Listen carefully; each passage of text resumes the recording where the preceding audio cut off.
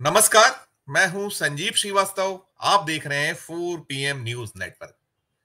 लोकसभा चुनाव 2024 में भारतीय जनता पार्टी की डूबती नैया को यदि किसी ने किनारे लगाया था या एक 240 तक पहुंचने में मदद की थी, तो वो निश्चित तौर पर मटन, मछली, मुर्गा, मंगलसूत्र, मुजरा और इस तरह के सारे जो स्वयं प्रधानमंत्री जी की ओर से निकल कर आए बयान थे। तीसरी बार वे प्रधानमंत्री बन चुके हैं, सत्ता संभाल चुके हैं, लेकिन इस बार हालात इतर है। विपक्ष बहुत ज्यादा अग्रेसिव है और इन सब के बीच हाल ही में 7 राज्यों की 13 विधानसभा सीटों के उपचुनावों के जो नतीजे आए हैं, उसने भारतीय जनता पार्टी को अंदर तक हिलाया हुआ है। उसके जो सहयोगी दल हैं वो भी कहीं ना कहीं हलाकान है, परेशान है। अब सामने बहुत सारी चुनौतियां हैं और चुनौतियों के बीच यदि अभी सबसे बड़ी परीक्षा होनी है पुनः मोदी जी, भारतीय जनता पार्टी या एनडीए की, तो वो 3 राज्यों के चुनाव हैं। साथ साथ वो उत्तर प्रदेश जहां से सत्ता का गलियारा केंद्र का हम मानते हैं, वहां जो गच्चा 2024 में खाया था वो निकल कर आ गया है कि अब यदि आपको पुनः अगर कुछ पाना है तो फिर हिंदू मुसलमान करना होगा। और शायद यही वजह है कि फिर इस जो पूरे का पूरा दृश्य है हिंदू मुसलमान वो नजर आने लगा है, वो गहराने लगा है। और एक बड़ी जो उत्तर प्रदेश से निकल कर आई तस्वीर है वो निकली है, वो जो कांवड़ यात्रा मार्ग पर जो दुकानें लगती हैं, खोमचे लगते हैं, ढाबे हैं, जो बहुत छोटे छोटे लोग हैं जो रोज खाना रोज कमाना करते हैं, उनको अपने नाम भी लिख कर दे रहा है। ये बड़ा अजीब सा एक ऐसा तुगलकी टाइप का फैसला है जिसको लेकर पूरे देश में प्रतिक्रियाएं हो रही हैं। और लग रहा है कि जो परेशानियां हैं, जो सामने चुनौतियां हैं, उस पे पार यदि पाना है तो आपको यही सब कुछ करना होगा। और वैसे भी बाबा मशहूर है कि वो उनकी जो अपना डीएनए पूरा का पूरा है वो उसमें यही कुछ है। और प्रधानमंत्री जी तो सारा कुछ बोलते ही, मैंने 2024 का जिक्र किया ही किया। तो आज जो हम ये शाम 6 बजे की डिबेट होती है, इस डिबेट में इन्हीं सब विषयों पर बातचीत करेंगे। और बातचीत करने के लिए हम जोड़ते हैं, हमारा जो पैनल है इसको जोड़ते हैं। पैनल में हमारे साथ जुड़े हैं सीनियर जर्नलिस्ट अरुण दीक्षित साहब हैं, हमारे साथ जुड़े हैं राशिद जहीर साहब हैं, हमारे सहयोगी हैं, साथी हैं, जुड़े हैं सुशील दुबे जी, और अभी कुछ और मेहमान हमारे साथ जुड़ेंगे। और मैं जैसा शुरुआत करता हूं चर्चा का तो बताता ही हूं कि आप हमारा जो ये सुधी पैनल है इससे विज्ञ हैं, जानते हैं, सबका दीर्घ अनुभव है, देश दुनिया पे निगाह नजर रखते हैं, जो घटनाक्रम होते हैं खरा खरा बोलते हैं, शानदार बोलते हैं, बेबाक बोलते हैं, बेलाग बोलते हैं। मैं शुरुआत राशिद भाई से आज करूंगा क्योंकि राशिद भाई लखनऊ में, सुशील भाई भी हैं, सुशील दुबे साहब भी हैं, लेकिन राशिद भाई ने आज रिपोर्ट भी की है, वो जो मैंने जिक्र किया कि अब आपको कावड़ यात्रा मार्ग पर दुकानें हैं, खोमचे हैं या और इस तरीके के जो संस्थान है उस पर आपने नाम लिखने होंगे। पहले मैं 2-3 चीजें पहले दिखाना और बताना चाहूंगा दर्शकों को जो चल रहा है। पहले तो वही जो मैं सवाल कर रहा हूं राशिद भाई से, वो पहले हम दृश्य देखते हैं और लिख भी लिया गया है, जो फरमान जारी हुआ है हम देखते हैं। तो मैं राशिद भाई से पूछूंगा, जब मुझे ध्यान है कि हमने कभी ऐसा बहुत लंबा अरसा हो गया है कहीं तक करते करते, ऐसा हुआ नहीं कि ये सब आपको करना पड़े। ये देखिए फल की एक ठेला है जिसपे भाई ने नाम लिख लिया है अपना कि किसकी फल की वो दुकान है। ये अजीब सा एक हिंदुस्तान, एक अलग नया हिंदुस्तान, ये अलग सा दृश्य मंजर तो देखकर बड़ा भय भी होता है और बड़ी चिंता भी होती है कि हम किस और बढ़ रहे हैं, किस और जा रहे हैं। एक ये निसार भाई की फल की दुकान है, ये शायद वही मार्ग है जहां से भी राशिद भाई से मैं सवाल करूंगा, राशिद भाई और तफसील से इसको बताएंगे हमारे दर्शकों को।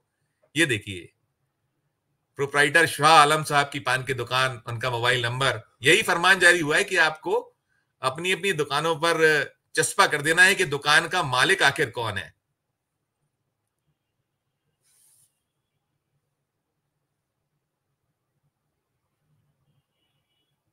ये है राशिद भाई, आपकी प्रतिक्रिया पहले मैं चाहूंगा कि आप भी लंबे वक्त से पत्रकारिता कर रहे हैं, हम लोग भी लगातार कर रहे हैं, हमें नहीं याद आता कि हमने ऐसा कुछ कभी देखा हो, सुना हो कि इस तरीके से आपको अपना वल्दियत, कह लीजिए वल्दियत तो बतानी होती है, लेकिन इस तरीके से लिखना होगा, बताना होगा। पहली प्रतिक्रिया राशिद भाई आप।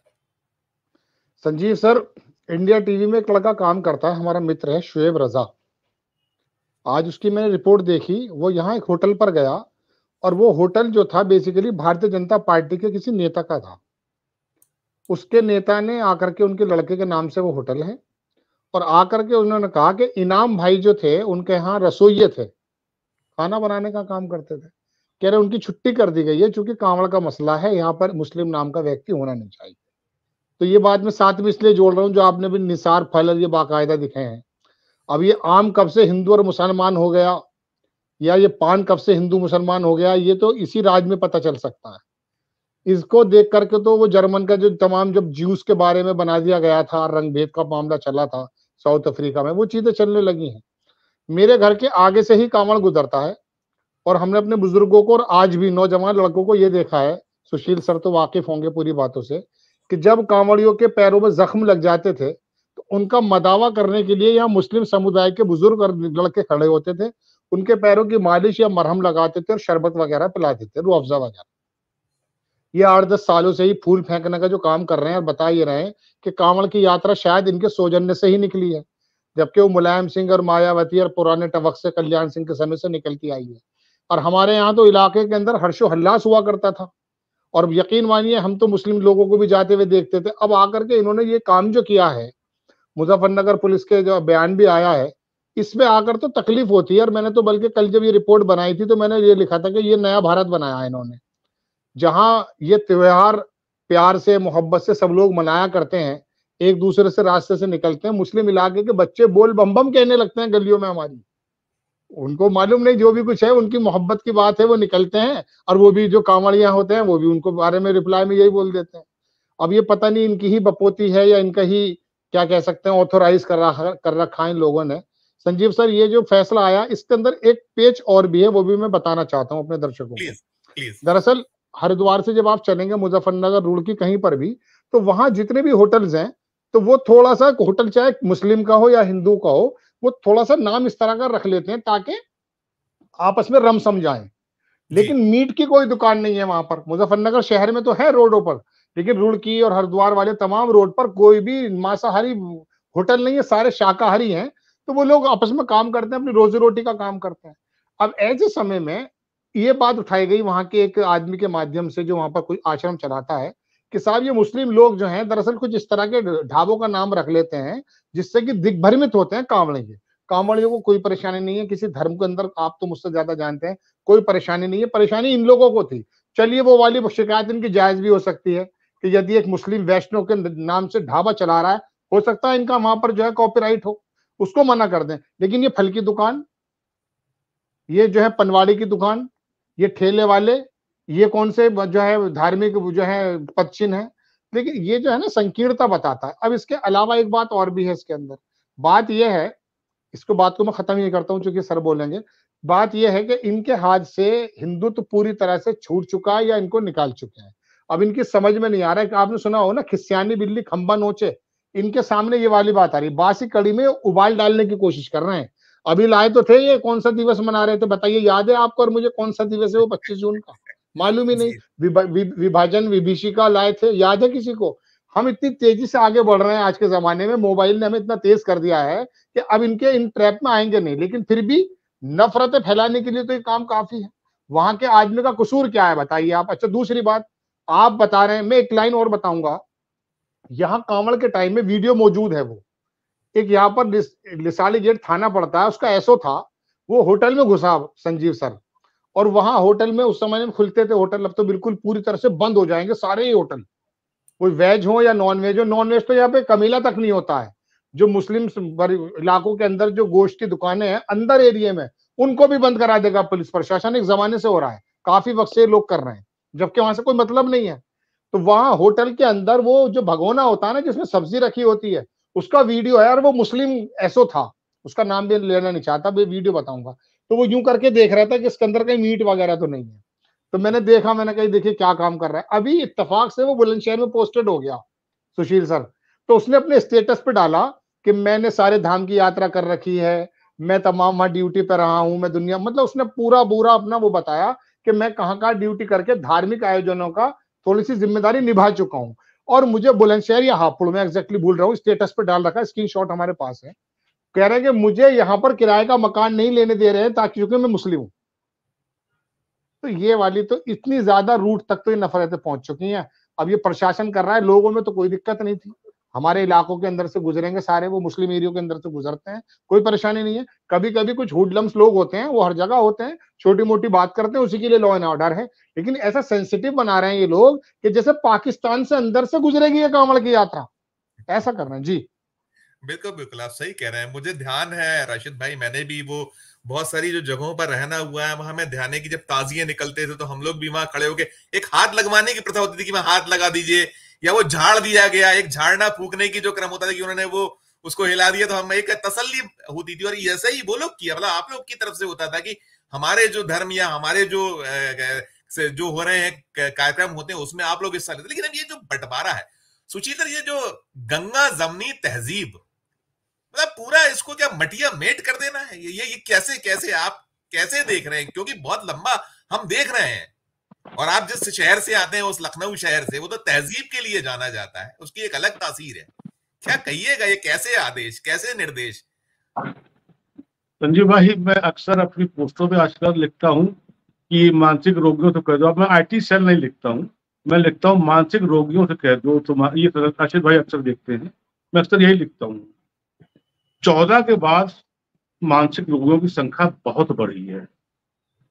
ये तो आप कांवड़ और ये ताजिया और ये आप बता रहे, यहाँ तो धर्म बदल गया हिंदू 14 के बाद। हमें कभी कभी शक होता है कि मैं हिंदू हूं भी कि नहीं हूं। मैं तो 60 का हिंदू, सन 60 का हिंदू, मेरी पैदाइश 60 की है। मुझे शक होता है कि मैं ब्राह्मण भी हूं कि नहीं हूं। काश मैं गुजराती होता, काश मैं मोदी होता। मुझे समझी, धर्म बदल गया, राजनीति बदल गई, सिस्टम बदल गया, संस्कृति बदल गई, व्यवहार बदल गया, बात बदल गई, सब बदल गया 14 के, यही 14 के बाद। इससे पहले सब कुछ बड़े चैन से था, अटल जी और मनमोहन जी। एकदम से बदल गया। अब मैं किसको कराऊं और किसको गाऊं और कहां तक सर उठूं? ये ठीक है, हम अब ये बड़ी कृपा है राशिद भाई की, दीक्षित जी की हमारे, कि हम सब अपना थोड़ा सा वो बोलबाल लेते हैं, तो सीट 400 पार से 250 पे आ जाती है, और यूपी में 64 से 32 पे आ जाती है, तो हम लोग बोलते रहेंगे। देखिए, मानसिक रूप से है क्या, मैं गांव की पैदाइश हूँ। मैं बताऊं आपको संजीव भाई, मैं हूँ डॉक्टर हूँ, मैं ठीक है कई साल से हूँ, और यहाँ का रचबस गया हूँ, यहीं तो हूँ 60 साल से। लेकिन मेरी पैदाइश, मेरी नानी, मेरी मम्मी मगरा जब जाती थी छुट्टियों से पहले गांव, छुट्टियों में हम लोग गांव जाते थे, बच्चे लोग सब क्या जाते थे। अब तो वो परंपरा ही खत्म हो गई है, तो लेके छुक छुक गाड़ी से जाते थे। तो इटावा मेरा गाँव है, अब औरैया हो गया।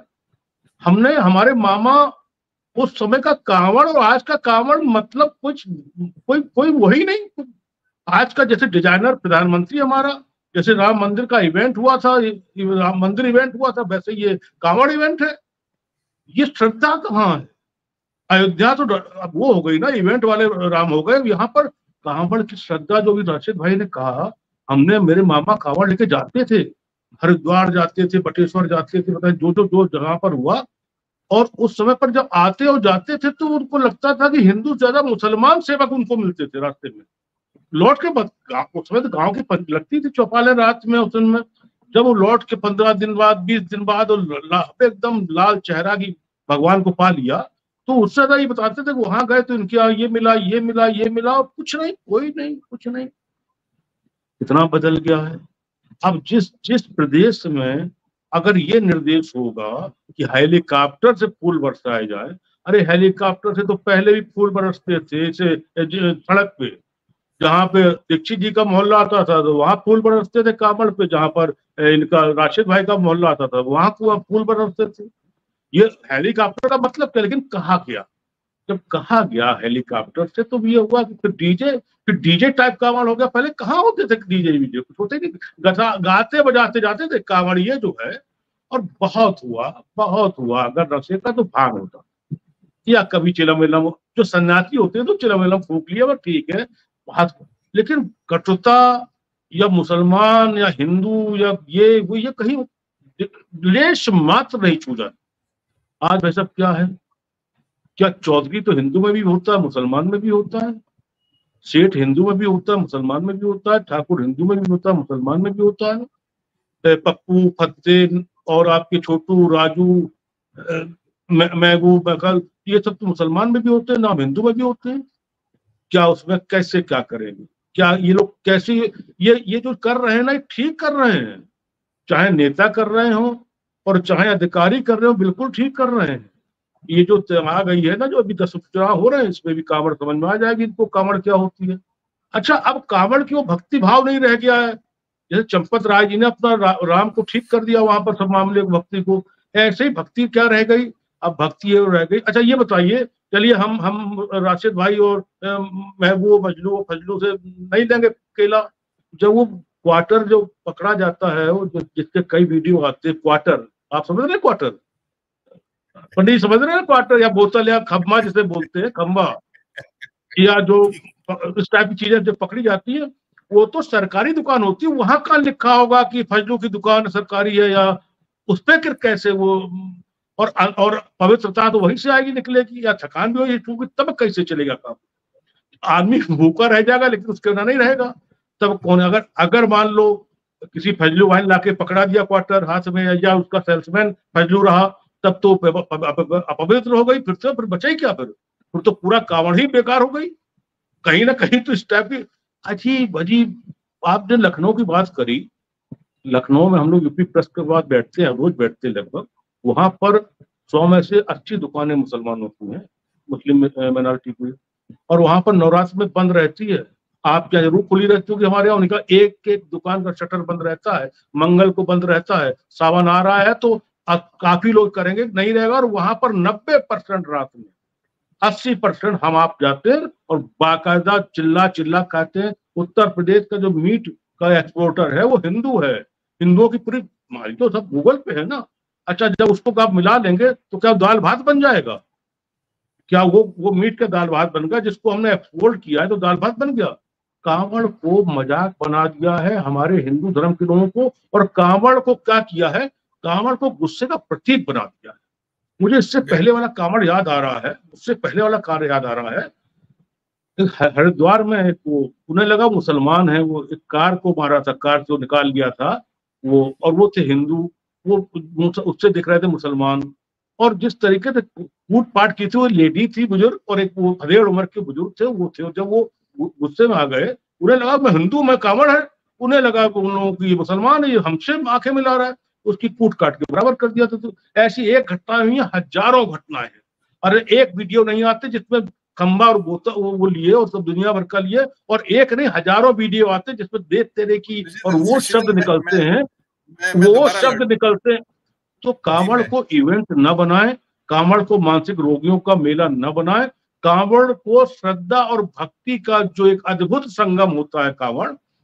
एक बात कह के बात खत्म करता हूँ। जो कांवड़ बनाते हैं, दर्जी धाई की पनवाड़ी की बात ही छोड़ता हूँ, जो कांवड़ बनाते हैं तो उसमें तो आपका जो बांस बनाते हैं, उसकी टिकटी और वो जो टंगी बनाते हैं, वो अगर मुस्लिम हुआ वहां से आई तो फिर कांवड़ का पुण्य कहाँ जाएगा? अगर जो लोटा जिसमें हम जल भर के ले जाते हैं, अगर मुरादाबाद से आया और रायसन भाई के किसी खानदानी ने बना दिया, तो वो फिर जल का पवित्रता कहाँ जाएगी? तो कहाँ कहाँ निसार लिखोगे, कहाँ कहाँ फैज लिखोगे, कहाँ कहाँ फजलू लिखोगे? आपको इस देश में कांवड़ लिखना चाहिए कि ये पुण्य और आस्था का कांवड़ है। धन्यवाद। नहीं, बिल्कुल ठीक है आप कहना है कि आप इसको ना बांटिए, इसका बंटवारा नहीं होना चाहिए जिस तरीके से आप वो कर रहे हैं। मैं मानता हूं, और जो रशीद भाई ने बहुत ही परफेक्ट कहा कि भाई वो आम या वो फल, वो कहाँ मुस्लिम और हिंदू हो सकता है? वो पान कहाँ हिंदू और मुस्लिम हो सकता है? दुकान पे चलिए कुछ भी कर लें। मैं 2 चीजें और दिखाऊंगा फिर अरुण सर के पास। उसके पहले मैं सुनील शुक्ला सर का बहुत बहुत स्वागत करूंगा, हमारे यहाँ जुड़ गए उसमें, क्योंकि जिस तरीके से फिर वो हिंदू मुस्लिम राग है, ये सुनिएगा पहले। असम के मुख्यमंत्री साहब का जो ताजा बयान था, इसको सुनते हैं, और साथ में इसके आगे भी एक बयान और सुनाऊंगा, फिर हम और आगे बात करेंगे। देखिए, बदलते डेमोग्राफी मेरे लिए, मैं असम से आया हूं, ये मेरे लिए बहुत बड़ा मुद्दा है। इसलिए मैं असम में, बंगाल में हर दिन, मेरा असम में मुस्लिम पॉपुलेशन 40% हो चुका है। 1951 में 12% था, आज असम में मुस्लिम पॉपुलेशन 40%।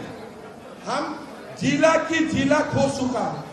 तो मेरे लिए ये मुद्दा पॉलिटिकल नहीं है, मेरे लिए ये जीना और मरने का मुद्दा है, इसलिए मैंने उसका साथ ही हर दिन संघर्ष करता हूं। अब ये जीने और मरने का मुद्दा, और साथ में फिर आप जो बदरुद्दीन अजमल साहब हैं उनको भी सुनिए, वो क्या कह रहे हैं, वो क्या किस और हम जो बात कर रहे हैं, ये जो AIUDF के लीडर हैं, नेता हैं। तो हो गया तो एक दिन में तो नहीं हुआ ना, और उनको आज मालूम पड़ा क्या? यही वक्तव्य उन्होंने इससे पहले 100 मरतबा दिया है। अभी जब इतना बढ़ गया है तो उनको सबको बोलो एक साथ में, क्योंकि फ्लड में भी उनको कुछ देना नहीं है, गवर्नमेंट का उसको कोई स्कीम देना नहीं है, चाकरी उनको देना नहीं है, कुछ भी उनको देना नहीं है। सारे मुसलमानों को एक लाइन से खड़ा करो और गोली मार के खत्म कर दो, 11% में पहुंचा दो। अरुण सर, ये जो है डेमोग्राफी की बात हुई, इसके साथ में जो हमने उत्तर प्रदेश वाला, आप तो यूपी में लंबे वक्त तक रहे हैं, जो कांवड़ यात्रा को लेकर आदेश, मुझे ध्यान नहीं आता कि कभी ऐसा आदेश कोई निकला हो इस तरीके का कि आपको अपनी दुकानों पर नाम लिख देना। कैसे दोनों पर आप डिस्क्राइब कीजिएगा, फिर मैं सुनील सर के पास आपके पास जाऊं। संजीव जी, मैं 1985 से लेकर 93 तक नवभारत टाइम्स के उत्तर प्रदेश संस्करण का प्रभारी था। तो जो रूट जहीर बात कर रहे हैं, मैंने उस पूरे उसको, चाहे उत्तराखंड तब बना नहीं था, कांवड़ कैसे आती थी और कांवड़ में क्या भावना होती थी, मेरठ, मुजफ्फरनगर, कतौली, आगे रुड़की, बादराबाद, ये सारे जो इलाके हैं, लोग आते थे। कभी ये ऐसा लगा नहीं कि इसमें, और कोई कांवड़िया इस तरह की बात नहीं करता था। अब जो अभी सुनील भाई कह रहे थे औरैया वाले, ये फर्रुखाबाद से ज्यादा दूर नहीं, मैं फर्रुखाबाद का हूँ सुशील जी। तो मैं आपको एक बात बताऊं, मेरे गांव में एक मुस्लिम परिवार था, मौला दाऊ बोलते थे हम लोग उनको। गांव का जो सिस्टम था, उनके पास थोड़ी जमीन थी, वो गांव में तुलाई का ठेका होता था, जो जींस बिकती थी उसकी तौलने का काम करते, तो उसका वो, तो साल में 2 बार वो पूरे गांव को दावत खिलाते थे, और सब मिलजुल के उनके यहाँ जाके सब अपने आप करते थे और सब मिलके खाते थे। मेरे गांव में जो आज भी मेरा पूजा स्थल है, जो कुल देवता का स्थान है, वहां पीर साहब का आला भी था। अगर पंडित खिलाए जाते थे देवता के लिए, तो फकीर बुलाया जाता था पीर साहब के लिए। अब गांव में जो मौला साहब थे, मौला दाऊद, तो वो तो खत्म हो गए, उनकी अगली पीढ़ी भी खत्म हो गई। जो बच्चे हैं वो दिल्ली में काम कर रहे हैं। जो उनकी एक बुजुर्ग महिला है वो गांव में रहती है, पूरा गांव उनकी देखभाल करता है। लेकिन उस गांव में अब जो बात आपने कही कि डीजे और बड़े शोर के साथ कांवड़ यात्रा होती है, क्या सुनाई दे रहा है, क्या हो रहा है, और इसके लिए इसका प्रोत्साहन कहां से आता है? ये पिछले साल मैं गांव में था, तो आधी रात को अचानक लाउड स्पीकर सुना, हमने, भैया सोने दो, क्या हो रहा है? बोले साहब जोगी जी ने कही है तो हम तो रामायण पढ़ रहे हैं, इसका पैसा मिलेगा। तो ये जो चीज फैलाई इन्होंने, दरअसल क्या है कि जो मेन मुद्दे हैं, अगर आज आप हिंदू मुसलमान छोड़ देंगे, उसको किनारे कर देंगे, तब नरेंद्र मोदी की उपलब्धि क्या है ये बता दीजिए। नहीं गिना पाएंगे। क्या वो गिनाएंगे कि उन्होंने नोटबंदी करके देश तबाह कर दिया? नहीं बताएंगे ना। ये जब आज अगर उनको लगता है कि संविधान की हत्या हुई थी, तो वो ये कौन से विधान के तहत था, कौन सी धारा के तहत था जो उन्होंने नोटबंदी लागू की थी? दरअसल क्या है कि नरेंद्र मोदी ने देश को वहां पहुंचा दिया है जो अभी हेमंता बिस्वा शर्मा कह रहे थे। आज ये नहीं बोल पाते, अगर वो राहुल गांधी ने कुत्ते का बिस्किट नहीं खिलाया होता, उससे बात नहीं कर रहे होते, इनसे बात कर ली होती तो ये कांग्रेस में होते। नहीं, इन्होंने गुजरात को लेकर कभी कहा था कि मां तो मुस्लिमों का जो ब्लड है वो नलों से बहता है, इस टाइप का बयान भी इनका था जब ये होते थे कांग्रेस में। तब उन्होंने मैंने बहुत शानदार बात कही है दीक्षित जी, आपने बहुत शानदार, बिस्कुट की चूक हो गई बस खाली। अब दरअसल क्या, देखिए, हेमंता बिस्वा शर्मा नॉर्थ ईस्ट क्यों, अगर चलिए बदरुद्दीन अजमल, मैं उनसे व्यक्तिगत तौर पर मिला हूं, लोकसभा में उनसे मेरी मुलाकात होती रही है, और उनकी पूरी पार्टी के नेताओं से मिला था। उन दिनों में छोटी पार्टियां कवर कर रहा था, सब मिला के। तो ये लोग कैसे जीत रहे हैं? अगर डेमोग्राफी बदल गई तो क्या मुसलमान टपक गए आके? कहां से आए हैं, कैसे आए हैं? और आज आप, अगर ऐसा ही लग रहा है, आप फौजियों को जेल में डाल रहे हो, उनके ऊपर तमाम आरोप असम में लग रहे हैं, उनका जीना हराम हो रहा है, उनको कोई कुछ नहीं कह रहा है, जो अंदर आके बैठे हैं और जिनको आप त्रिपुरा के जरिए ला रहे हैं। आज रोहिंग्याओं को 10 साल में, अभी पिछले दिनों रिपोर्ट आई थी कि रोहिंग्या घुस रहे हैं, बीजेपी के नेताओं ने घुसा रहे हैं, उनके आधार कार्ड और वो त्रिपुरा से बन रहे हैं, क्योंकि आपको जहां वोट दिख रहे हैं वहां नहीं दिख रहा है। जहां मुसलमान ताकतवर हैं और जहां मुसलमान अपना नेता चुनने की क्षमता रखते हैं, वो किसी धर्म से हो, वहां आपको तकलीफ है। ये इस बार जो नाम लग रहे हैं, ये जहीर बोलेंगे, राशिद बोलेंगे, क्यों? क्योंकि चारों तरफ हार हुई है। इकरा हसन की जीत ये नहीं पचा पा रहे हैं, नहीं इनको जो पूरा बेल्ट में हारे हैं, नाक कटी है इनकी, क्योंकि इन्होंने क्या नहीं किया था। मेरठ कैसे जीत गए वो भी सब जानते हैं कि जिनको आराम बना के पेश किया वही चुनाव हार रहे थे। मूल समस्या आज ये है कि मुद्दा कोई नहीं बचा है पार्टी के भीतर। आज की स्थिति है कि योगी आदित्यनाथ और अमित शाह आमने सामने हैं, और उस पार्टी में जिसको 52 बनियों की पार्टी कहा जाता था, दोनों सुनील जी शुक्ला जी और दुबे जी और जहीर भाई कहेंगे आज किसकी पार्टी है, उसको ओबीसी की पार्टी बना रहे हैं। केशव मौर्य हार गया, उसको आपने उप मुख्यमंत्री बनाया, और कोई 52, कोई बनिया, कोई ठाकुर, एक ठाकुर अजय सिंह बिष्ट है, हालांकि वो सन्यासी हैं तो उनकी जात कोई नहीं होनी चाहिए, लेकिन मान के तो यही चल रहे हैं। और क्यों तंग कर रहे हैं नरेंद्र मोदी, क्योंकि आज भी उनके आगे झुक नहीं रहा है। इसलिए AK शर्मा कौन आए थे, क्या करने आए थे? आपके IAS अफसर थे, अपने पास रखते, उनको पहले भाजपा में डाला, फिर सरकार में डाला। अब वो जो 2 विभाग चला रहे हैं, उन 2 विभागों की रिपोर्ट ले लीजिए, आपकी क्या हालत है। दरअसल समस्या कुल ये है कि जो मुद्दे पार्टी के भीतर, अब इनकी हालत खराब हुई है, लगातार विरोध हो रहा है। पार्टी बाहर की क्या स्थिति है, कश्मीर से कन्याकुमारी तक। अब कश्मीर में 370 खत्म हो जाने के बाद उसका एक क्लॉज, तो क्या ये आज की जो स्थिति है वो खत्म हो जानी चाहिए?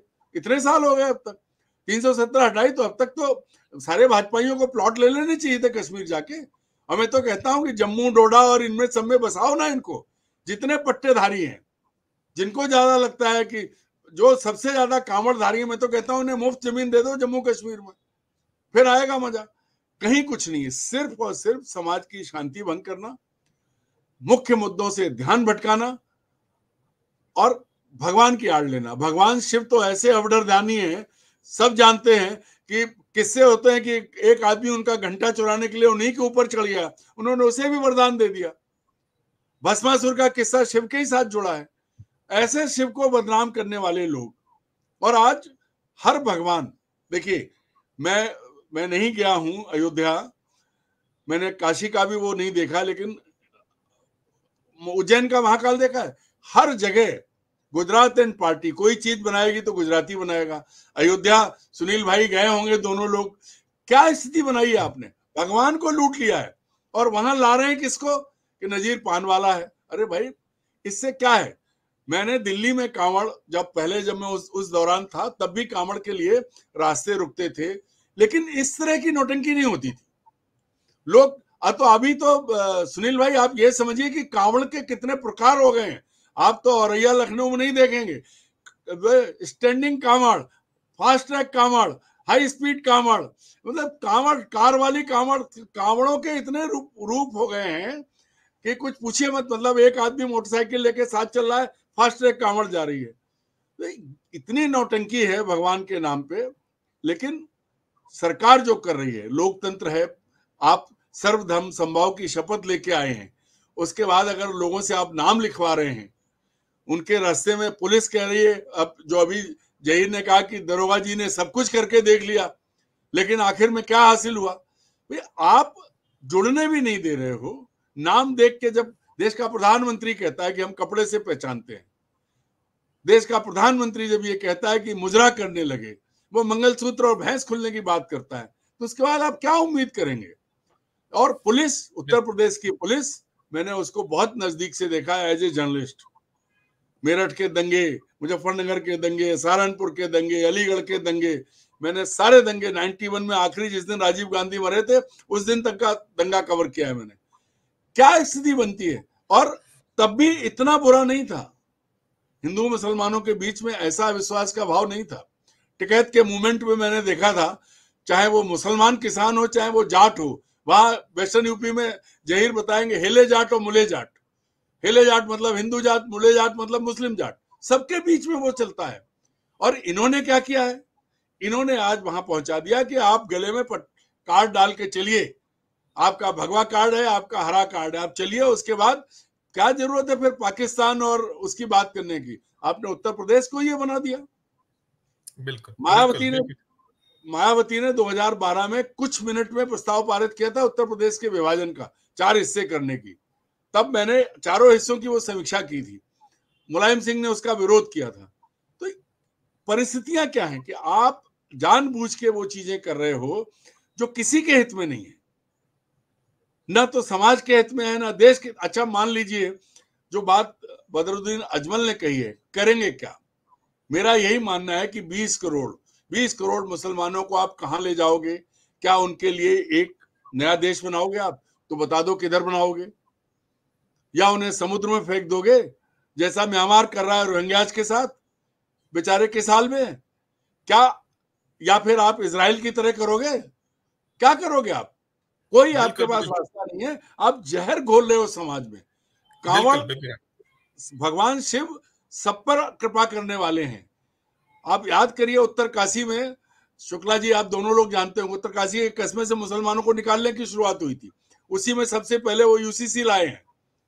क्या चीजें हैं? आप जिसको देवभूमि कहते हैं उत्तराखंड की, उसके भीतर आपने जो है सबसे पहले हिंदू मुस्लिम किया। और हासिल क्या है? हासिल ये है कि आज विभाजक रेखा उत्तरांचल में, पूरी उत्तराखंड में पूरी खिंच गई है। पहाड़ के गांव में जो मुसलमान थे उनके बारे में जरा पता करिए क्या स्थिति है। लेकिन सरकार को उससे कोई फर्क नहीं पड़ रहा है। और आप और हम मरे, इससे भी कोई फर्क नहीं पड़ने वाला है। बिल्कुल अरुण जी मैं दोबारा लौटता हूँ आपके साथ लौटता हूँ। सुनील सर से एक टिप्पणी देता हूँ। आप बिल्कुल ठीक आप फरमा रहे हैं कि उनका काम केवल वोट है कि कैसे बांटकर वोट पा लिए जाए। सुनील सर, जो हम लोग बात कर रहे हैं, आपने विषय तो आप भिज्ञ हैं और हम लोग यही कर रहे थे कि जो अब आदेश तक जिस तरीके से कि आप दुकान पे नाम लिखिए, और ये जो राग हिंदू मुस्लिम फिर इतनी तीव्रता से हो रहा है, तो क्या यही माना जाए कि इनको मालूम है कि इसके बिना पार नैया होनी नहीं है? 3 राज्य सामने हैं, 10 चुनाव अभी जो है उपचुनाव उत्तर प्रदेश में, यदि करेक्ट कर दीजिएगा, 10 का मुझे ध्यान है कि 10 सीटों पर उपचुनाव उत्तर प्रदेश में होने। तो अब यही करके बेड़ा पार होना। जो अभी बात कर रहे थे अरुण जी ने बात की, तो हमने तो वो भी देखा है, प्रधानमंत्री को ऐसा बटन दबाइए करंट लग जाए, ऐसा बटन दबाइए कि फांसी का एहसास हो। जो ऊपर से चल रहा है वही नीचे है और उसको बढ़ाना है। आपकी प्रतिक्रिया सुनील सर? धन्यवाद संजीव जी। आखिर भारतीय जनता पार्टी इस हिंदू मुसलमान की बात नहीं करेगी तो क्या करेगी? उसके पास कहने के लिए और आपको सुनाने के लिए क्या है?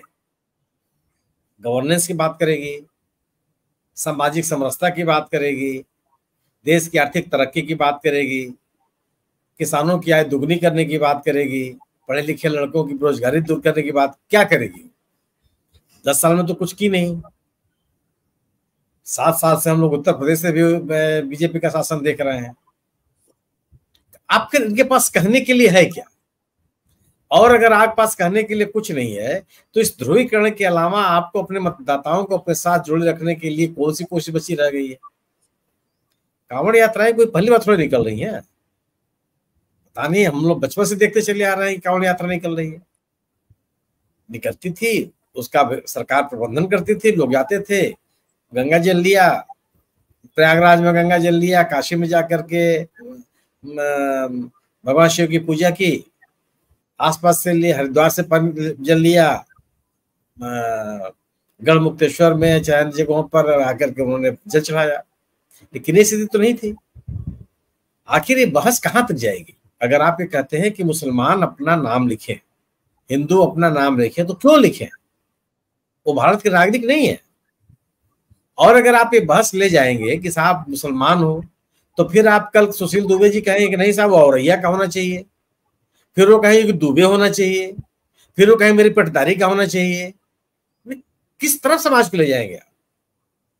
यह बहस कहां तक जाएगी? और अगर आप उधर ले जाने का प्रयास कर रहे हैं तो आप कौन सा समाज बना रहे हैं? इसके लिए तो सरकारें होती नहीं है। आपका काम केवल और केवल यह है कि कांवड़ यात्रा निकल रही है, उसको आप व्यवस्थित तरीके से, सुरक्षित तरीके से जाने दें। जो कांवड़ में शामिल नहीं है उनके भी हितों का ध्यान रखें। जो लोग कांवड़ में शामिल, उन्होंने कोई पाप थोड़े किया, वो नहीं जाएंगे तो क्या हल्ला मचाएंगे?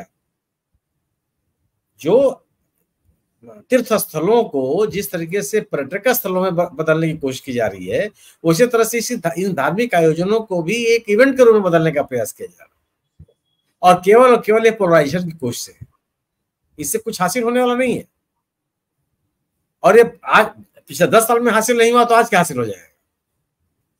यह केवल यही है कि अपने लोगों, अपने जो उनका जो समर्थक वर्ग है, एक वर्ग है जिसको इससे बहुत चीज अच्छी लगती है। जब अखिलेश यादव की सरकार ने डीजे पर रोक लगाई थी तो बड़ा विरोध हुआ था। एक वर्ग था जो विरोध कर रहा था, एक वर्ग था उनके समर्थन में खड़ा था कि नहीं, बिल्कुल शोर शराबा नहीं होना चाहिए, और बड़ा वर्ग था जो इसका विरोध कर रहा था। मायावती जी के जमाने में इस पर रोक लगी थी कि नहीं, आप शोर शराबा करते हुए नहीं जाएंगे, आप यात्रा निकालिए, उसकी सही व्यवस्था की जाएगी। मतलब आप हाईवे का एक साइड पूरा का पूरा सड़क बंद कर दें, किस विकसित समाज को बना रहे हैं आप? कौन सी तरक्की करना चाहते हैं? एक तरफ तो आप दावा करते हैं कि हमने इतनी बड़ी बड़ी सड़कें बना दी, कनेक्टिविटी हमने बढ़ा दी, और साल में 2 महीने आपने उसको बंद कर दिया। क्यों बंद कर देंगे भाई? उस सड़क पर केवल कांवड़िए चलेंगे, बाकी जितने काम धंधे हैं सब बंद। कांवड़ियों को भी सुरक्षित चलने का पूरा इंतजाम सरकार को करना चाहिए। अगर हमारी एक परंपरा है तो उस परंपरा का निर्वाह होना चाहिए, सुरक्षित तरीके से होना चाहिए। लेकिन इस कीमत पर नहीं होनी चाहिए कि साहब आप पूरी की पूरी सड़क बंद कर देंगे, आप चल नहीं सकते उस सड़क पर। एक कैसे संभव है? आज जब आप किन आर्थिक गतिविधियों को प्रोत्साहित कर रहे हैं, किस अर्थव्यवस्था का प्रोत्साहित कर रहे हैं? जो किसान अपने गांव का उपज लेकर के अगर उस सड़क से निकल नहीं सकता तो क्या करेगा? वो औने पौने दाम पर बेचने के लिए मजबूर ही तो होगा, या घंटों लगा दे वो आने जाने में। कहीं से भी आप इसको तर्कसंगत मान सकते हैं। आप जितना तामझाम आप इन पर कर रहे हैं, कम से कम आप उतनी ही व्यवस्था जहां से लोग गंगा जल उठाते हैं वहां कर दीजिए, जिन मंदिरों पर जा रहे हैं वहां कर दीजिए, रास्ते में उनके ठहराव की व्यवस्था करा दीजिए, तभी अच्छा लगेगा। और दूसरी चीज कि अगर आप ये बात करेंगे कि साहब मुसलमानों से आप फल मत खरीदिए, जो हम और आप अपने हाथों में कलेवा बांधते हैं मुसलमान ही बनाते हैं, घोषित रूप से बनाते हैं, लेना बंद कर दीजिए आप। ये जो चुनरी चढ़ाई जाती है देवी मंदिरों में और तमाम जगहों पे, ये सब अल्पसंख्यक समुदाय के लोग बनाते हैं, बंद कर दीजिए इसको लेना। अभी दुबे जी ने कहा कि जो लोटा है या कांवड़ का जो ढांचा होता है वो सब अल्पसंख्यक बनाते हैं, बंद कर दीजिए लेना उसको, आप बना लीजिए। ये तो केवल और केवल इसको आप साजिश कहिए कि जो अल्पसंख्यक समुदाय का व्यक्ति है उसको आर्थिक रूप से कमजोर करने की कोशिश है, उसकी अर्थव्यवस्था को प्रभावित करने की कोशिश है, उसकी आर्थिक गतिविधियों को रोकने की कोशिश है। एक चाय बेचने वाला, फल बेचने, वहां कोई बड़ी भारी वॉलमार्ट तो नहीं बना, कोई मुसलमान चला रहा है, ठेला लगा के सब्जी बेच रहा है या फल बेच रहा है, कितना व्यवसाय कर लेगा वो? अब वह इसलिए कि वो अल्पसंख्यक के नाते अपना या तो धंधा बंद कर दे या नेम प्लेट लगा के रखे। तो नेम प्लेट लगा के आप ये तो बताना चाहते हैं। अब कौन देखता है? आप जब अस्पताल में जाते हैं तो पूछते हैं क्या कि वो जो पैरामेडिकल स्टाफ हो किस बिरादरी का है, या वो डॉक्टर साहब किस बिरादरी के हैं? आज तक किसी ने पूछने का साहस कर पाया है? तो आप केवल और केवल एक इस तरह का माहौल बनाने का प्रयास कर रहे हैं जिससे कि सांप्रदायिक ध्रुवीकरण, नंबर 1। नंबर 2, जो आपकी विफलताएं हैं उस पर चर्चा न हो। नंबर 3, जो लोगों के कोर इश्यूज हैं जिस पे आपने कुछ नहीं किया है उस पे लोग वो विमर्श में बना रह जाए, ये सब उसकी कोशिश है। कोई प्रशासन, कोई भी सरकार, यही थोड़े हो रहा है। आप इस तरह का आदेश लागू करवा दीजिए राजस्थान में, वहां भी तो आपकी सरकार है, वहां भी तो कई प्रतिष्ठित मंदिर प्रतिष्ठान है जहां पे लोग सालों साल आते रहते हैं। रोक दीजिए, वहां लगा दीजिए कि नहीं साहब इस मंदिर के आसपास कोई भी अल्पसंख्यक समुदाय का आदमी कुछ भी बेच खरीद नहीं पाएगा, करके देख लीजिए। मतलब लोगों के बीच भी एक अच्छा खासा सामाजिक, हाँ ये सही है कि भारतीय जनता पार्टी ने सामाजिक समरसता को बुरी तरह से बिगाड़ा है। हम लोग अपने बचपन में मुहर्रम के जुलूसों में अपने घर के लोगों को, अपनी माँ दादी को फूल चढ़ाते हुए देखा जी। हम लोग उस मुहर्रम के जुलूसों में अपने बचपन में शामिल हुए। आज आप उसको तनाव का मुद्दा बना के रख दिए। दोनों संप्रदाय में ऐसे लोग हैं, ऐसा नहीं है कि केवल हिंदुओं में ही, दोनों संप्रदाय में ऐसे लोग हैं जो इस तरह का तनाव पैदा करते हैं और इस तरह कोशिश करते हैं कि दोनों समुदाय में एक हिंसक माहौल बन जाए। लेकिन यह सरकार का काम है इस तरह के अराजक तत्वों को रोकना होता है। ऐसा नहीं होता कि आप पूरी की पूरी प्रक्रिया में ही जहर घोल दें। ये जो आदेश हुआ है, इस आदेश को स्वीकार नहीं किया जा सकता, स्वीकार नहीं किया, बल्कि विरोध होना चाहिए। सिविल सोसाइटी की जिम्मेदारी बनती है कि उसका विरोध करे, और सरकार को चाहिए कम से कम कि यह इस तरह के आदेशों को वापस ले। जैसे अभी मुख्यमंत्री जी ने कुछ मोहल्लों को लखनऊ में गिराने का जो बुलडोजर चलाने का आदेश दिया था, उन्होंने वापस लिया। ये न तो समाज के हित में है, न उस धार्मिक परंपरा के हित में है जिस परंपरा के नाम पर इसको चलाया जा रहा है, न जिस संविधान के बचाने को नारा देकर के विपक्ष इन पे हमलावर है, उस नैरेटिव को भी ये कमजोर नहीं करता, बल्कि और मजबूत करता है कि आप संविधान के अनुसार चलने के लिए तैयार नहीं है। बिल्कुल बिल्कुल बिल्कुल बिल्कुल बिल्कुल जी बिल्कुल ठीक। वो संविधान के अनुरूप चलने को तैयार नहीं है तो बार बार निकलता है। मैं सभी से एक अंतिम दौर में प्रश्न करूंगा, राशिद भाई से लेके वापस सुनील सर तक पहुंचूंगा। ये जो हम कई बार मैं कहता हूं कि पानी का गिलास आधा भरा है आधा खाली है। अब जब 240 पर अटकी 303 से बीजेपी, तो ये माना ये गया कि इनके एक्सपोज हो गए हैं बहुत सारी चीजें इनकी, जिस तरीके से चाहे वो बंटवारे की राजनीति करते हैं और इशू बेस नहीं करते, ये सबको कहीं ना कहीं जनता ने नकारा, ठुकराया। लेकिन 240 तक पहुंच गए। इसके पीछे ये भी कहा जाता है कि वो यदि ये नफरत की राजनीति नहीं करते 240 तक नहीं पहुंच पाते। तो ये जो कर रहे हैं, अब जो हो रहा है, जिस तरीके से पुनः शुरुआत हो गई है, मैंने 3 राज्यों का जिक्र भी किया, 3 राज्य आने वाले हैं अभी, चाहे वो हरियाणा हो, महाराष्ट्र हो, झारखंड हो, वहां चुनाव होना है, बाकी आगे आने वाले सालों में होना है। तो ये जिस तरह की राजनीति है, राशिद भाई आपसे शुरू करता हूं, क्या ये जो हम 240 पे आकर टिके, वो इसको नकारा गया ज्यादा, या इसमें इनको फायदा हुआ, कैसे देखा जाए? क्या ये कर रहे हैं जो बंटवारा या जिस तरीके का एक घृणा फैलाने वाली, इस पे क्या आप कहिएगा, कैसे कीजिएगा? ये क्या इनका बेड़ा गर्क करने वाली साबित होगी या इनको पुनः स्थापित करेगी? क्या कहिएगा राशिद भाई? आपसे लेके मैं सुनील सर तक यही सवाल करूंगा। संजीव भाई, सुनील सर ने कहा अराजक तत्व, ये वाला जो आया है आदेश कि आप फल के ठेले पर नाम लिख दीजिए, ये तो दरअसल प्रशासनिक अधिकारियों ने कहा है शासन के आदेश पर, जो भी कुछ होगा।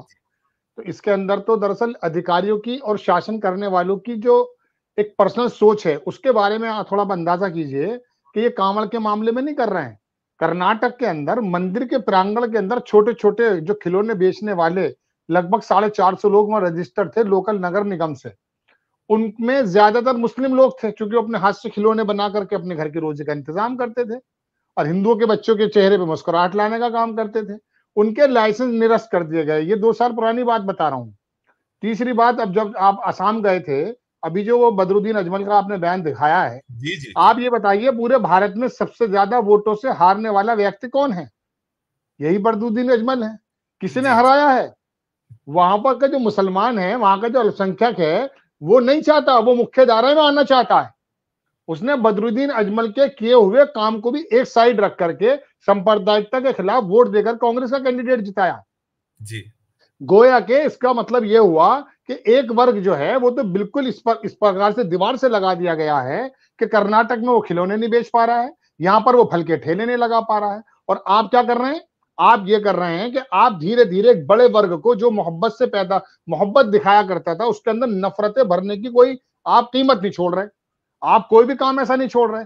आप दरअसल इस बात से अब भटकाना चाहते हैं कि 2004 से लेकर 2014 और 2014 से लेकर 2024 के बीच में जो हालात ये हैं कि 37% जो रोजगार ढूंढ रहे थे युवा 25 बरस के, वो 37% थे। 2014 से लेकर 2014 से लेकर 2014 की बात कर रहा हूं, उनकी परसेंटेज 62% हो गई अब। और मोदी जी कह रहे हैं मुंबई में कि 3-4 सालों के अंदर 9 करोड़ कारोबार रोजगार दे दिए हमने।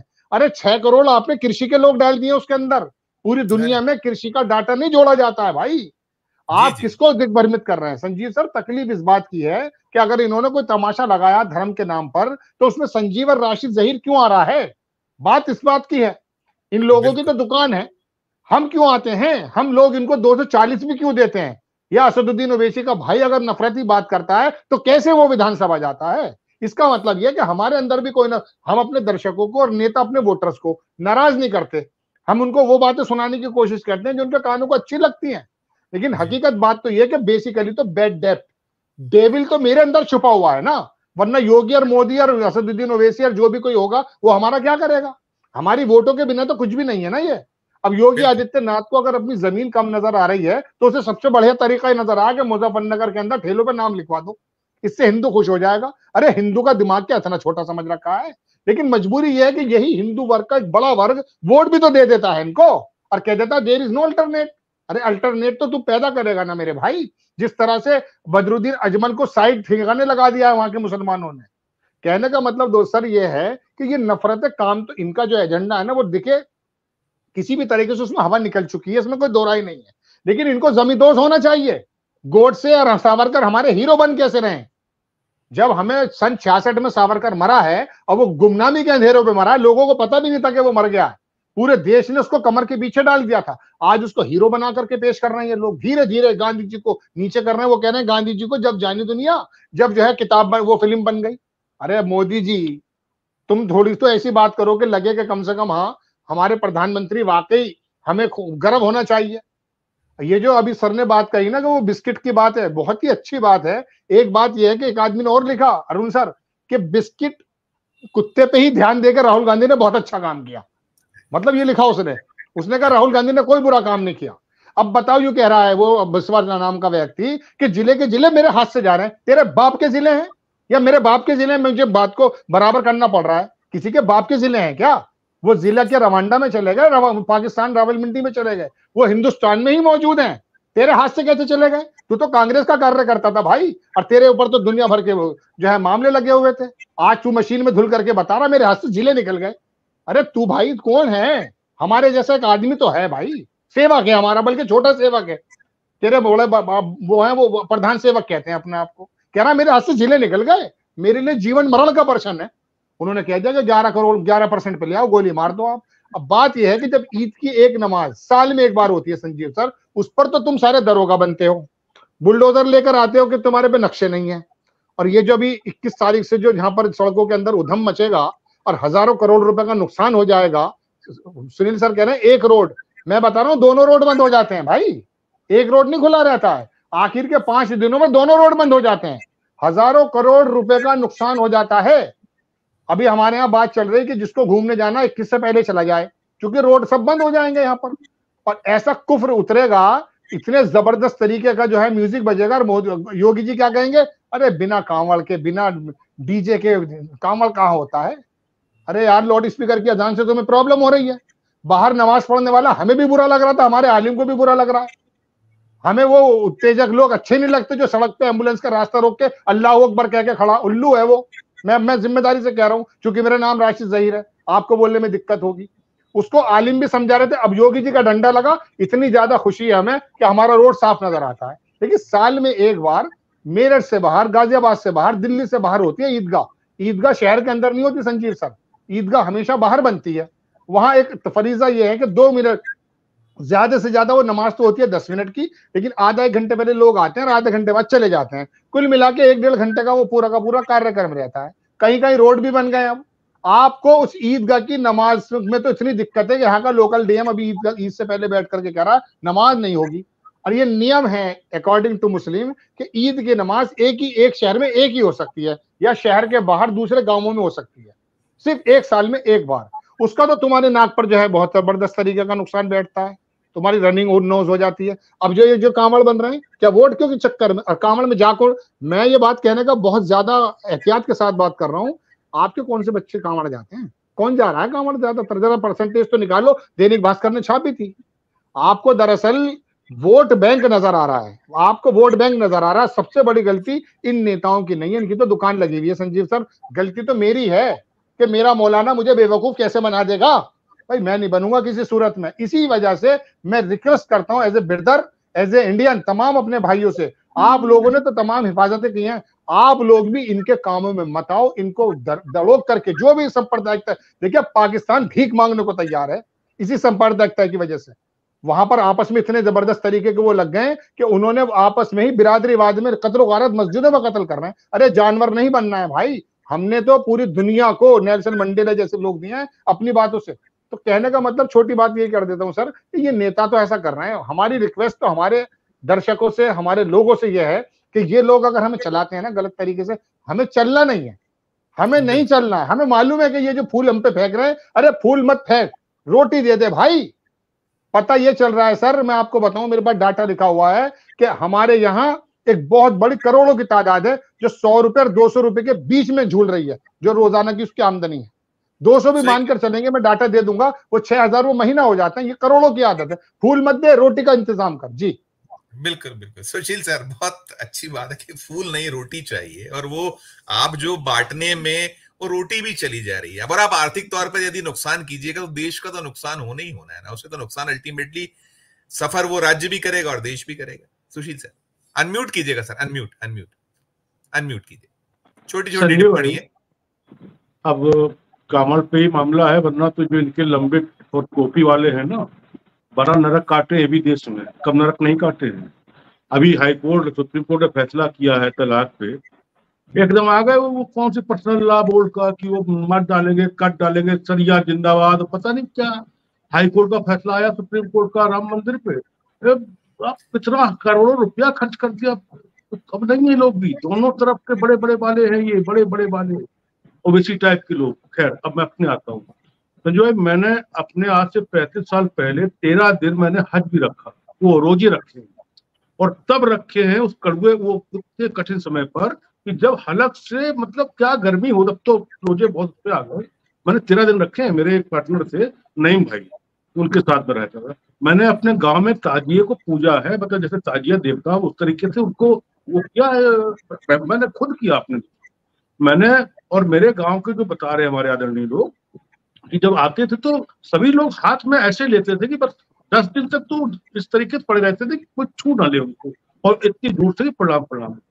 अच्छा आप बताइए, जब अब अगर छोटी टिप्पणी इसलिए इतना ही बोल दे रहा हूँ, जो ये डीजे लगेगा, जिस ट्राली पे डीजे लगे जाते 20-20 और दूर, तो उसमें जो कुछ लोग नाचती भी है, वो नाचती भी है, वो अगर वो कोई उसी हुई तो फिर क्या वो पुण्य पाप कहाँ जाएगा? पुण्य अगर वो कल लोग उसी अल्पसंख्यक समुदाय की हुई तो वो तो ताली लगा के आएंगे नहीं नाचने, तो वो पाप कहाँ? उस पर वो लिखा होगा कि मतलब ये निसार की वो है, वो फला है, दिमागी है, क्या तरीका है।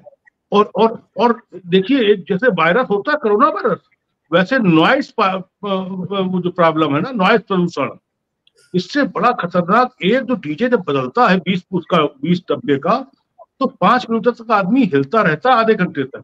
यहाँ पर सुनाई नहीं पड़ता क्या होता। और दूसरी बात, कर्फ्यू सुना आपने और देखा भी है, सबने देखा कर्फ्यू। जिस देश में एक जमाने में, आज डीजी हैं, पहले कानून व्यवस्था के डीजी थे, लॉ ऑर्डर के प्रधान जी ने तो परंपरा शुरू करी है हेलीकॉप्टर से फूल बरसाने की। उससे पहले तो नहीं होता था ना, उससे पहले पुलिस का काम था कानून व्यवस्था। अब जब देश प्रदेश का डीजी ही फूल बरसा रहा है, तो जिस रूट में चले और जैसे चाहे जो चाहे करे, क्या कौन किसकी हिम्मत है? इंस्पेक्टर की हिम्मत है, एसपी की हिम्मत है। अब सबसे बड़ी बात आप समझ लीजिए, ये चाहे उस डिग्री पे बजाय वो जैसे मैं उस दिन सबसे बड़ा खुश था, उस दिन सबसे बड़ा प्रश्न था जिस दिन योगी ने कहा था कि मंदिर हो मस्जिद हो कहीं नॉइज पोल्यूशन नहीं हो।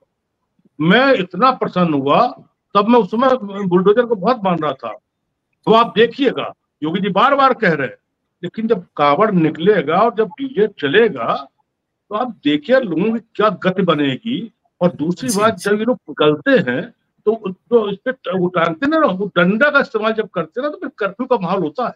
आप बाजार एक साइकिल गरीब फुस भर जाए, देखो उसकी क्या बंदर बना देते उसको मार मार के। तो मैं उन कावड़ियों को प्रणाम करता हूँ, उन कावड़ियों को जो आस्था और धर्म में विश्वास करते हुए बिना चींटी को भी मारे हुए कांवड़ में जाते हैं, गंगा जल लाते हैं, और उनको मैं क्या वो भेजता हूँ, लानत भेजता हूँ। तो केवल इसीलिए जाते हैं कि ठोंकना है, पीटना है, डांस करना है, और मतलब किसी किस्म की गाने करने। बहुत धन्यवाद। बिल्कुल अरुण सर, हम तो देख रहे हैं 2 दशक के लगभग हो गया। हम गुजरात से शुरुआत हुई थी, ये जो सांप्रदायिकता का जहर वाली बात जो है, वो उसको जो बहुत एक एक्सट्रीम पर ले जाने का दौर, और वो वहीं से जो क्या कहिएगा आप ओवरऑल पर आपकी अंतिम टिप्पणी? संजीव जी, सबसे पहले ये समझिए कि जो अंग्रेज नहीं कर पाए इस देश में, दंगे नहीं करा पाए थे, वो देश का बंटवारा कर गए धर्म के आधार पर, जो अंग्रेज नहीं कर पाए वो नरेंद्र मोदी ने कहाँ शुरू किया था? गुजरात में। गुजरात दंगों को याद करिए, जाफरी साहब जो सांसद रहे थे, वो अब जो है वो तो मतलब, जब कहना, मैं संक्षेप में ये बात करूं क्योंकि बहुत लंबी बात है, कि ब्यूरोक्रेसी जिसके ऊपर इस देश की कानून व्यवस्था और प्रशासन को चलाने का जिम्मा है, उसके भीतर ये जो सांप्रदायिक जहर बोने वाला कोई अगर है तो वो देश के प्रधानमंत्री नरेंद्र मोदी हैं। अब समझिए, जो अभी दुबे जी ने कहा, डीजी हैं आज यूपी के, उन्होंने पहली बार फूल बरसाए थे। अब आप कहाँ पहुंची है ब्यूरोक्रेसी? अभी भिंड में कुछ महीने पहले, पिछले महीने की बात है, 2 मर्डर हुए। एक मर्डर जो है वो एक जैन लड़के का हुआ, मारने वाले थे राजपूत। एक दूसरा वाल्मीकि समुदाय का था, मारने वाले थे मुसलमान। डिस्ट्रिक्ट कलेक्टर ने मुसलमानों के घर तोड़ दिए। जब वो जैन लड़के के पिता ने कहा कि जब ये हमारे बेटे को मारने वाले हैं, इन पर आप क्यों नहीं इनका घर तोड़िए, तो कलेक्टर साहब उससे कहते हैं, रिकॉर्ड पर है, ये हिंदू मुस्लिम मामला था यार, छोड़ो तुम्हारा देख लेंगे। किस तरह की परिस्थिति, जो जिनके जिम्मे प्रशासन है, जो जिले का कलेक्टर है, जो जिले का एसपी है, जो स्टेट का सीएस है या डीजी है, वो क्या करेगा? क्योंकि इसको यहां तक लाया कौन है? इसको लाए हैं माननीय प्रधानमंत्री श्रीमान नरेंद्र मोदी, जिन्होंने मुख्यमंत्री के तौर पर जो शुरू किया था गुजरात में, वो दिल्ली आके उसका नंगा नाच किया है। जब वो कहते हैं कि मंगलसूत्र की बात छीन ले जाएंगे, भैंस खोल ले जाएंगे, और तो और मुजरा कपड़ों से जो पहचानते हैं, एक वर्ग को इतना दबाइए कि फांसी लग जाए, बजरंगबली को याद करिए, वोट दीजिएगा। मूल बात यह है कि जो मुद्दा है, अगर आज बात होनी चाहिए तो जम्मू के इलाके में पिछले दिनों कितने आतंकी हमले हुए, कितने फौज के जवान और अफसर मारे गए हैं, ये हम ना पूछ लें। इसलिए प्रशांत कुमार, ये अगर कहीं भगवान है तो ये नर्क में भी इनको जगह नहीं है, सड़ेंगे ये लोग, क्योंकि ये समाज को जहर बो रहे हैं, समाज को। क्यों? कोई विकल्प नहीं है। मुझे नहीं लगता कि कोई ऐसी ताकत है कि हिंदुस्तान को अब फिर बांट देगा। सबको यही रहना है, ना मुसलमान कोई नया रास्ता खोज लेंगे और ना हिंदुओं के लिए कोई विकल्प है। अब तो कहीं किसी और देश में जाके आपको जगह भी नहीं मिलनी है रहने की, तो रहना तो यही है। और ऐसे में अगर वो प्रशासन, मेरे पास एक मिनट है अरुण सर, आप एक मिनट में मैं खत्म कर रहा हूं। ऐसे में वो प्रशासन जो एक पुलिस वाले को मुसलमान होने की वजह से घर नहीं दिलवा पा रहा है, गुजरात में एक सोसाइटी में एक मुस्लिम लेडी को मकान लेना होता है, उसमें वो नहीं पहुंच पा रही है, तो धिक्कार है ऐसी व्यवस्था को, धिक्कार है ऐसे सरकार को, और धिक्कार है ऐसे देश को, जो अपने नागरिकों के साथ इस तरह के भेदभाव में कोई खड़ा नहीं होगा। अगर हम और आप नहीं बोलेंगे तो हम भी उतने ही पाप के भागी हैं, और ये सबके लिए घातक है, ये देश का नाश कर देगा। बिल्कुल बिल्कुल अरुण सर, आप ठीक कह रहे हैं कि ये देश का नाश करेगा। हम तो लगातार बोलेंगे, बोलते थे, हम हर तरफ की बात करते हैं, साफ साफ बात करते हैं, हम लाग लपेट की बात करते नहीं है। ये इस चीज को बहुत गंभीरता से लें या ना लें, अपने एजेंडा में लगे रहें, हम लोग तो निरंतर बोलते रहेंगे और देश को जागृत करने का प्रयास करते रहेंगे। अरुण सर, आपका, सुशील सर, राशिद भाई हमारे साथ जुड़े हुए, तो सुनील सर, मैं सभी का शुक्रिया अदा करूंगा एक अच्छी और एक शानदार चर्चा के लिए। बहुत बहुत धन्यवाद, बहुत बहुत आभार। तो ये थी हमारी आज की चर्चा, जिसमें यही निकल कर आता है कि भले ही लाख प्रयास किए जाए, वैमनस्यता फैलाइए, आप बांटने का प्रयास कीजिए, लेकिन अब देश की जनता है, उसने बहुत सारी चीजों को समझा है, वो निरंतर जागरूक हो रही है, और जागरूक होते ही, जागरूक होने के साथ वो एक जो उसका अपना दायित्व है, उसका निर्वहन भी बखूबी कर रही है। और ये हम निरंतर, जो लोकतंत्र है, लोकतंत्र में जो असली चीजें चुनाव है, चुनाव में नजर बार बार आ रहा है। इस चर्चा में इतना ही। हम फिर किसी नए विषय, किसी नई चर्चा के साथ आपके समक्ष उपस्थित होंगे। हमारा जो नियमित अनुरोध रहता है चर्चा के समाप्ति के अवसर पर, हम आपसे वही अनुरोध करेंगे कि हमारे चैनल को लाइक कीजिए, सब्सक्राइब कीजिए, यदि ज्वाइन का बटन नहीं दबाया तो ज्वाइन का बटन भी दबाइए, और हमारे इस वीडियो के डिस्क्रिप्शन बॉक्स में जाकर ये जरूर बताइए कि ये चर्चा आपको कैसी लगी। प्यार और स्नेह बनाए रखिए और देखते रहिए 4 PM न्यूज नेटवर्क। धन्यवाद, नमस्कार।